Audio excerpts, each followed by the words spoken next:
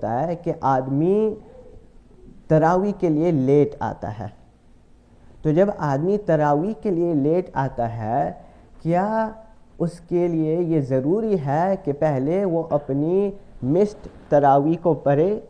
مثلا 4 رکعت باقی رہ گئی اس کی، کیا اس کے لیے ضروری ہے کہ وہ ان 4 رکعت کو پڑھے پھر امام کے ساتھ یعنی یا پھر وتر پڑھے، یا اس کے لیے یہ جائز ہے کہ وہ امام کے ساتھ وتر پڑھے اور پھر وہ ان 4 رکعتوں کو پڑھے؟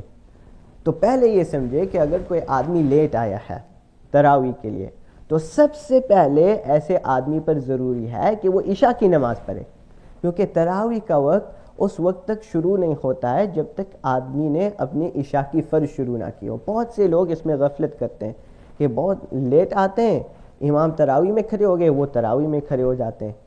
تراویح کا وقت شروع ہوتا ہے عشاء کے وقت کے شروع ہونے کے بعد. تو پہلے عشاء کی 4 فرض پڑھے اور پھر تراویح میں شامل ہو جائے. پھر یہ مسئلہ ہم دیکھیں گے کہ کیا وہ مسڈ تراویح کو پڑھے یا پھر وتر کو. یا اس کی بہتر مثال یہ ہوگی کہ کوئی شخص شروع میں تو تھا، عشاء میں تھا، عشاء اس نے امام کے ساتھ پڑھی، پہلی چند رکعتیں امام کے ساتھ اس نے تراویح پڑھی، لیکن اب اس کو وضو کی حاجت ہو گئی، اب اس کو ٹوائلٹ جانے کی حاجت آ گئی ہے. اب وہ ٹوائلٹ گیا، اس دور میں 4 رکعت مس ہو گیا. تو آخر میں اب وہ کیا کرے؟